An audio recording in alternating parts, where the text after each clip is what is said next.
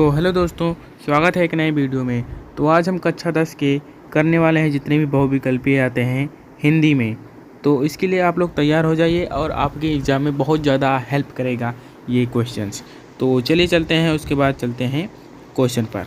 तो सबसे पहला क्वेश्चन है, रामचंद्रिका के रचयिता कौन से हैं? रामचंद्रिका के रचयिता कौन है, ये आपसे क्वेश्चन पूछेगा। और जो कि बहुत मोस्ट इम्पोर्टेंट है, इसका आंसर हो जाएगा केशव दास। और केशव दास के बारे में एक और जानकारी, रसिक प्रिया, कवि प्रिया, नक्सिक, ये भी इनकी रचनाएं ही है केशव दास की।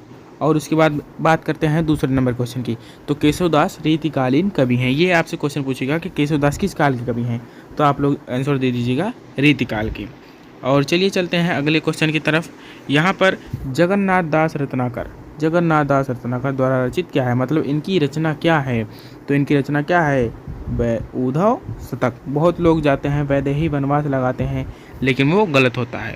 तो उद्धव शतक इनकी सही रचना है। तो चलिए चलते हैं दूसरे क्वेश्चन की ओर। गंगा अवतरण की रचना करने वाले कवि कौन हैं? तो अगर आप लोगों को पता है आंसर तो आप लोग कमेंट में बता दीजिएगा, और आप लोगों को नहीं पता है तो ये समझो आपकी तैयारी बहुत लो है और आप लोग इन्हें लिख भी सकते हैं। तो चलिए देखते हैं इनकी रचना करने वाले कौन हैं। तो यहाँ पर गंगा अवतरण की रचना करने वाले कौन से हैं? जगन्नाथ दास रत्नाकर।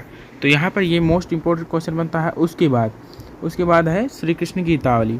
श्री कृष्ण गीतावली की रचयिता जो हैं, ये आप सबको पता होंगे, तुलसीदास। अगर आपको ये भी क्वेश्चन नहीं आता तो समझ जाओ कि गाइस आप लोग फेल हो सकते हो, क्योंकि ये बहुत ज़्यादा कॉमन है पूछने वालों में से। मतलब ये लगभग आता ही रहता है और सभी लोगों को लगभग पता ही रहता है कि इसकी रचना कौन है। तो अगले क्वेश्चन पे चलते हैं कि आंसू के रचनाकार हैं। आंसू के साथ साथ झरना, लहर, ये सब भी कहानी संग्रह हैं जयशंकर प्रसाद की। और यहाँ पर राइट ऑप्शन क्या हो जाएगा? जयशंकर प्रसाद। और उसके बाद चलते हैं दूसरे क्वेश्चन की तरफ। यहाँ पर दूसरा क्वेश्चन चलते हैं, देखते हैं द्वापर के रचयिता कौन है? द्वापर के रचयिता कौन है, ये क्वेश्चन बहुत ज़्यादा इंपॉर्टेंट है और इसका सही आंसर हो जाएगा मैथिलीशरण गुप्त। और उसके बाद चलते हैं अगले क्वेश्चन पर। भारतेंदु हरिश्चंद्र की रचना कौन सी है? भारतेंदु हरिश्चंद्र की रचना क्या है? प्रेम सरोवर। और उसके बाद चलते हैं नेक्स्ट क्वेश्चन पर। सुमित्रा नंदन पंत की रचना नहीं है।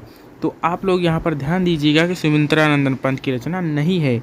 बहुत से लोग जानते हैं कि नहीं, जल्दबाजी में पढ़ते ही नहीं है, उसके बाद लगा देते हैं सही आंसर युगांत, युलोकायतन, बीड़ा, ये सब सुमित्रा पंत की रचना है, लेकिन युगाधार सुमित्रा पंत की रचना नहीं है। उसके बाद चलते हैं नेक्स्ट क्वेश्चन पर। भारतेंदु हरिश्चंद्र जी की रचना है, कौन सी है? कलि कौतुक। ना भैया, ये गलत हो गया, कलि कौतुक नहीं होगा। वैदिक हिंसा न भवती, ये होगा राइट ऑप्शन। और उसके बाद इनकी दो रचनाएं हैं, जैसे नीली देवी, सत्यहरिचंद्र, श्री चंद्रावली आदि ऐसी रचनाएं हैं जो इनसे पूछी जाती हैं। तो यहाँ पर भारतेंदु हरिश्चंद्र के बाद अगले क्वेश्चन पर चलते हैं। कौन सा कवि अष्टछाप का नहीं है?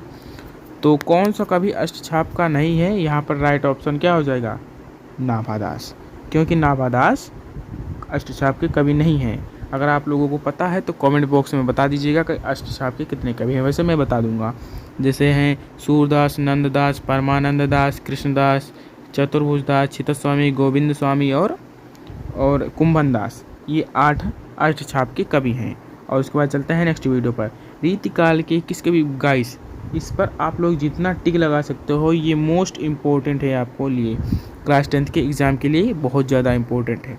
तो यहाँ पर पूछ रहा है, रीतिकाल के किस कवि ने वीर रस की रचना की है? मतलब वीर रस की भाषा में, मतलब अपनी रचनाओं में वीर रस का उपयोग किया है। तो यहाँ पर भूषण राइट ऑप्शन होगा, भूषण, लेकिन ये बहुत ज़्यादा मोस्ट इम्पोर्टेंट है आपके लिए। तो चलिए चलते हैं।